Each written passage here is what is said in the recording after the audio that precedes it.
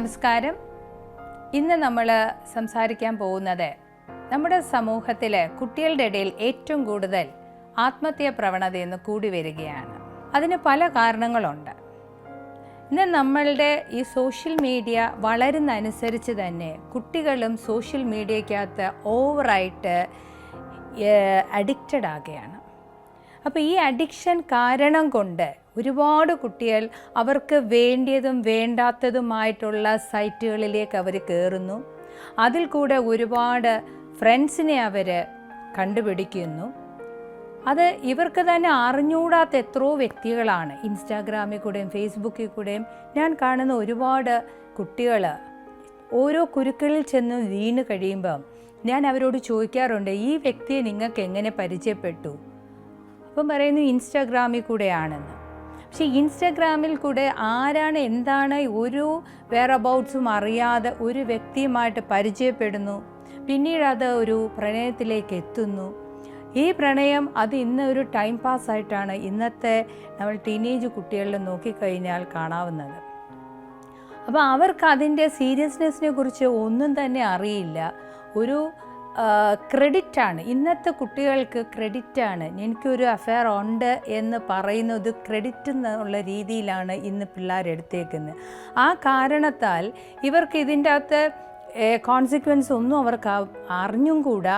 അവരങ്ങനത്തെ ഓരോ കുരുക്കിൻ്റെ അകത്ത് ചെന്ന് പെട്ടതിന് ശേഷം അതിൽ നിന്ന് എങ്ങനെ രക്ഷപ്പെടണമെന്നും അറിഞ്ഞുകൂടാ. ഈ കാരണത്താൽ ഒരുപാട് കുട്ടികൾ ഫോണിന് അഡിക്റ്റ് ആവുന്നു. പഠിക്കാനായിട്ട് പറ്റുന്നില്ല. ഇതിൻ്റെ ഇടയിൽ അങ്ങോട്ടും ഇങ്ങോട്ടുമുള്ള ഫൈറ്റ് നടക്കുന്നു. ഇതിൻ്റെ അത് ബ്രേക്കപ്പ് ആകുന്നു, പാച്ചപ്പ് ആകുന്നു. ഭയങ്കര രസമാണ് ഇപ്പോഴത്തെ തലമുറ കുട്ടികളുമായിട്ട് സംസാരിക്കുമ്പോൾ. നമുക്ക് തന്നെ ഇവരെങ്ങനെയാണ് ഇതെല്ലാം കൂടെ അഡ്ജസ്റ്റ് ചെയ്യുന്നതെന്നാണ് എനിക്ക് മനസ്സിലാവാത്തത്. പഠനം ഒരു സൈഡിൽ, വീട്ടിൽ നിന്നുള്ള പ്രഷർ ഒരു സൈഡിൽ, മറു സൈഡിൽ പാർട്ട്ണറുമായിട്ടുള്ള പ്രശ്നങ്ങൾ, ഇതിൻ്റെ ഇടയിൽ 1, 2, 3 ലൈനുള്ള കുട്ടികളുണ്ട്. അപ്പോൾ ഇതെല്ലാം കൂടെ കുട്ടികൾ അഡ്ജസ്റ്റ് ചെയ്യാൻ പറ്റാതെ വളരെയധികം കിടന്ന് കഷ്ടപ്പെടുന്ന കാണുമ്പം എനിക്ക് തന്നെ സങ്കടം തോന്നാറുണ്ട്. ഈ കാരണത്താൽ ഒരുപാട് കുട്ടികൾക്ക് മാർക്ക് പോകുന്നു, പഠിക്കാൻ പറ്റുന്നില്ല എന്നൊക്കെ വരുമ്പം വീട്ടിൽ നിന്ന് കണ്ടമാനം പ്രഷർ വന്നുകൊണ്ടിരിക്കുന്നു.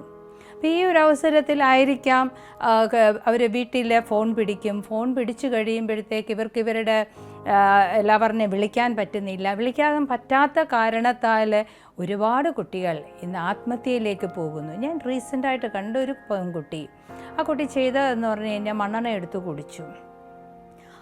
പിന്നീട് ഇപ്പോൾ ഹോസ്പിറ്റലൈസ്ഡ് ആയിട്ടിരിക്കുകയാണ്.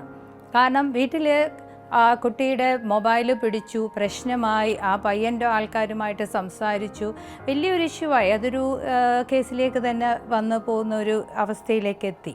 അപ്പോൾ ഇന്ന് ആത്മഹത്യ കൊണ്ട് ഒരു ഗുണവുമില്ല. നിങ്ങൾക്ക് നിങ്ങളെ കൊണ്ട് പറ്റാവുന്നതിനപ്പുറമുള്ള ഓരോ കാര്യത്തിൽ നിങ്ങൾ ഇടപെടുമ്പം അതിൽ നിങ്ങൾക്ക് ഇറങ്ങിക്കൊണ്ട് വരാൻ അറിഞ്ഞുകൂടാതെ വരുമ്പം എവിടെയാണ് എങ്ങോട്ടാണ് ആരടുത്ത് ഒരു ഹെൽപ്പ് ചോദിക്കണമെന്നറിയാൻ പറ്റാത്തൊരവസ്ഥയിലാണ് കൂടുതൽ വ്യക്തികളും ആത്മഹത്യയിലേക്ക് പോകുന്നത്. ഇപ്പോൾ കുട്ടികളുടെ കാര്യം ഞാൻ എടുക്കുകയാണെങ്കിൽ ഏറ്റവും കൂടുതൽ വരുന്ന ഇപ്പം കൂടുതലും കാണുന്നതാണ്, ഒന്ന് മാർക്കിൻ്റെ കാരണത്താൽ.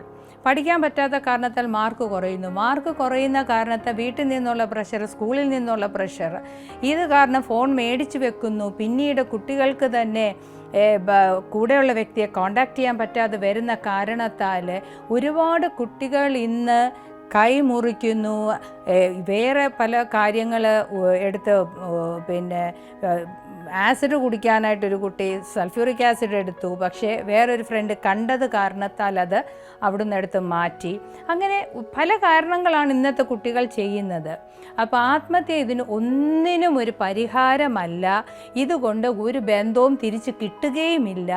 പിന്നീട് ഇങ്ങനെയൊക്കെ കാര്യങ്ങൾ ഞാൻ ചെയ്തല്ലോ എന്നും ചിന്തിച്ച് പിന്നെ ഇരുന്നുള്ളൊരു റിഗ്രഷൻ വരുന്നു. അപ്പോൾ ഇതിൻ്റെ ഒന്നും ആവശ്യം ഇല്ല. കാരണം ആത്മഹത്യ ഒന്നിനും ഒരു പരിഹാരവുമാകുന്നില്ല. ഒരു പ്രോബ്ലവും ഇതുകൊണ്ട് സോൾവ് ചെയ്ത് കിട്ടത്തുമില്ല.